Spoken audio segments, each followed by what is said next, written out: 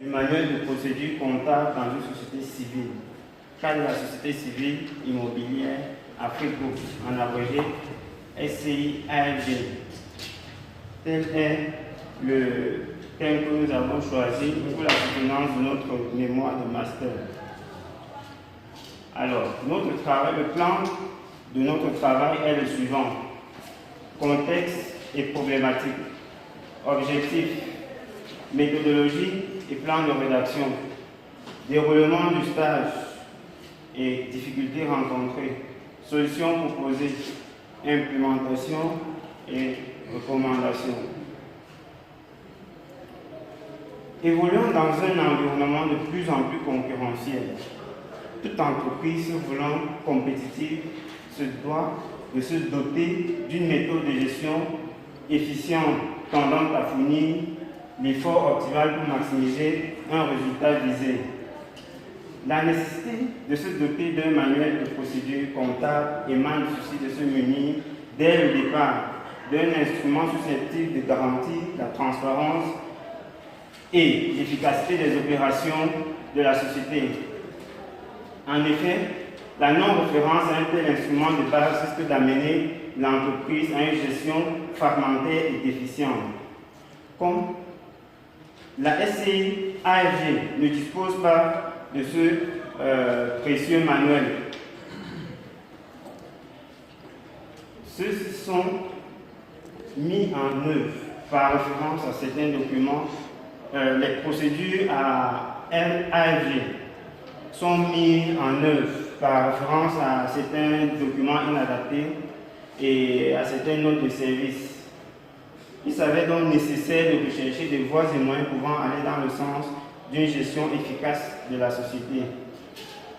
Alors, notre travail se décline en deux grands objectifs, à savoir l'objectif principal, à savoir la mise en place d'un outil d'orientation et d'appui au contrôle interne et externe. Les objectifs spécifiques: assurer la permanence des méthodes de traitement des opérations, améliorer la productivité du personnel, augmenter la fiabilité des informations produites, faciliter l'intégration des nouvelles recrues. Ça, c'est pour quelques points que nous avons pu citer. La méthodologie et le plan de rédaction. Étant donné l'intérêt que suscite ce sujet, il est nécessaire de mieux l'étudier. Nous proposons donc de répondre aux questions suivantes. Qu'est-ce que le manuel de procédure? Quelle est la nécessité de la mise en place du manuel de procédure? Quels sont les risques liés à l'absence du manuel de procédure comptable dans la gestion de l'entreprise? Quel est le fonctionnement actuel de la comptabilité à AFG qui n'a pas de manuel de procédure et quelles sont les améliorations à apporter? Pour mieux répondre aux questions soulevées par cette étude, notre démarche a consisté à faire des entretiens avec tous les acteurs clés de la société, et beaucoup plus ceux qui sont concernés par les opérations comptables et se rapprochant de la comptabilité. Ensuite, nous nous sommes inscrits dans une logique d'observation des pratiques courantes, à la recherche documentaire en consultant des livres d'éminents auteurs tels que Renard, Gauvret et en faisant des recherches sur Internet. Puis nous avons procédé à l'analyse requêtement des informations. Notre modèle théorique d'analyse est le suivant. Les phases. Pendant la phase de prise de connaissance des actions, il y a la prise de connaissance de AFG, c'est-à-dire connaître l'entreprise dans laquelle nous allons effectuer notre mission, la cartographie des procédures existantes, la préparation des dossiers de procédure. Comme outil, nous avons l'analyse documentaire, les interviews, entretiens, observation des pratiques, les réalisations. À la phase des réalisations, nous avons l'évaluation du contrôle interne, analyse de l'existant, élaboration des procédures. Comme outil, nous avons les diagrammes de circulation, les questionnaires de contrôle interne, les tests de conformité, les tests de permanence. À la phase de finalisation, nous avons procédé à la réalisation des procédures et la formation du personnel sur les nouvelles procédures. Et cela s'est fait à travers les réunions et les études de cas. Maintenant, la phase de suivi consiste à proposer des mises à jour régulières du manuel de procédure à travers les évaluations périodiques et les recommandations.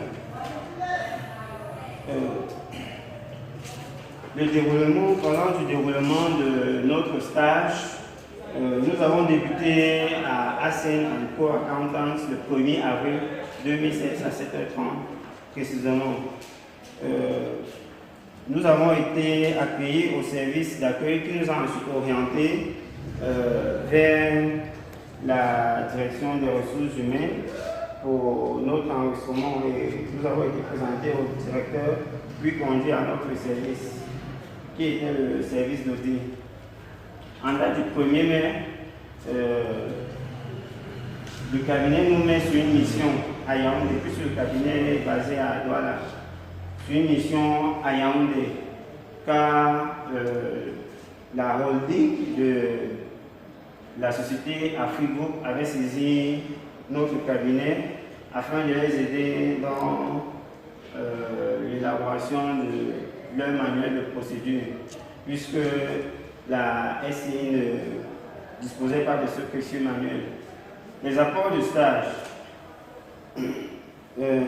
Dans un premier temps, ça nous a servi de préinsertion socio-professionnelle, nous familiariser avec le cadre de l'entreprise et du monde professionnel. Nous avons aussi pu conduire notre première mission d'audit. Et en dernier, mais pas les moindres, nous avons acquis des connaissances dans des domaines distingués tels que les sociétés civiles immobilières. Les difficultés rencontrées.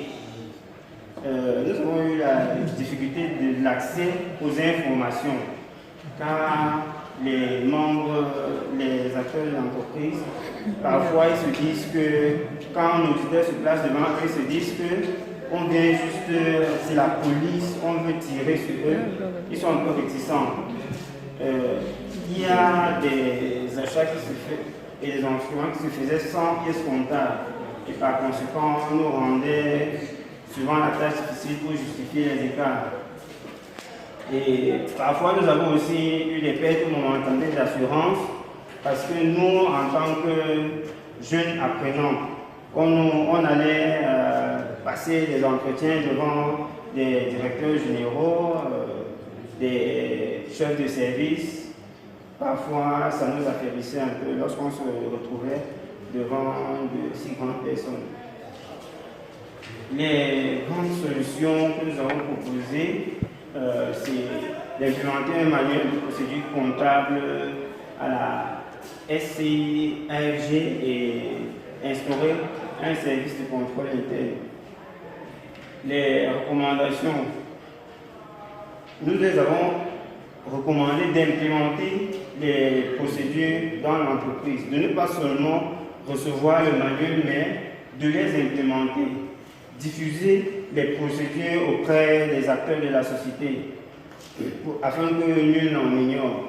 Parce que pour le dernier cas, lorsque j'étais retourné là-bas, certaines personnes qu'on avait auditées nous demandent, ben, vous avez dit que vous devez nous donner un manuel et vous êtes parti. Pourtant, on avait déjà soumis la version finale du manuel à leur direction. Ils doivent aussi réaliser les tâches dans le strict respect des procédures qui sont consignées dans le manuel.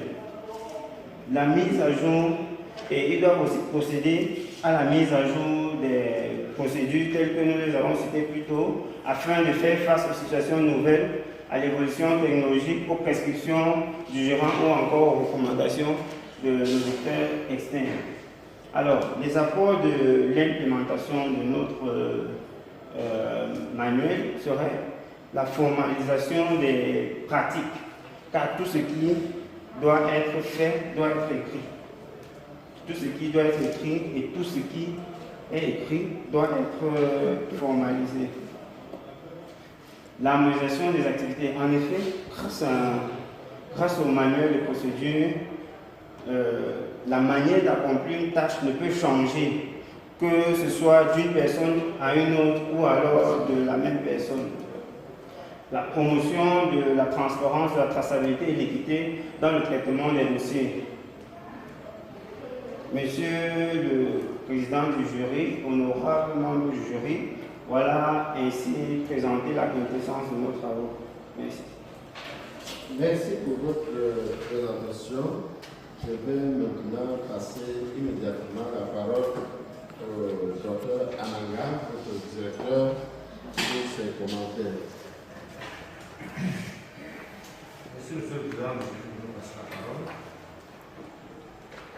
pour faire une observation, un commentaire sur le travail de l'honorable Jean-Jacques. Je vais commencer par la page de garde. Votre page de garde, là, on dit toujours sous l'encadrement, on n'a pas besoin de mettre directeur de mémoire. Vous regardez un peu.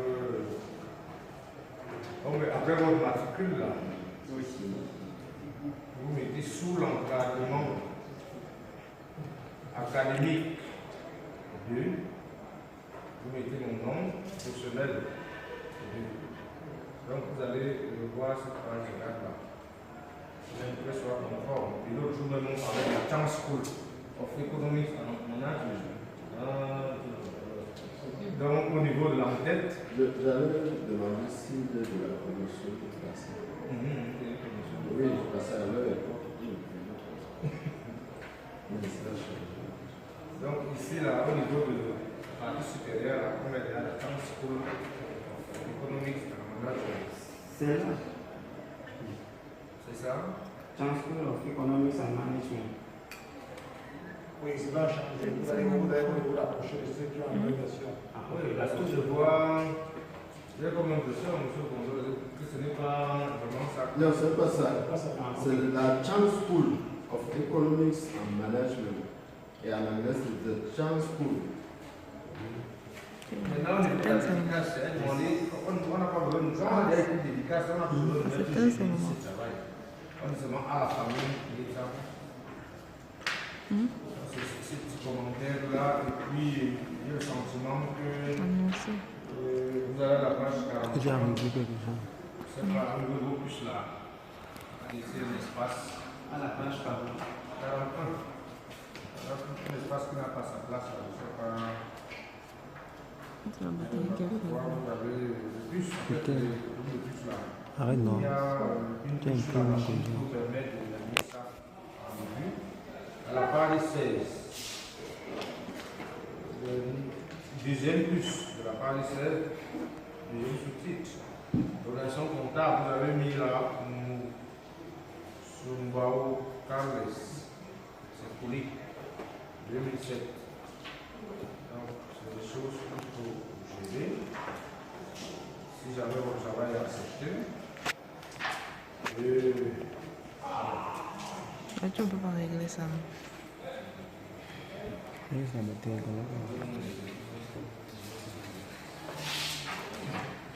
vous avez regardé votre page 79. Monsieur le Président, oui. Si vous me permettez, j'avais un errata. Une errata. Depuis 3 jours, on n'a pas eu d'errata. Merci d'avoir pensé à ça.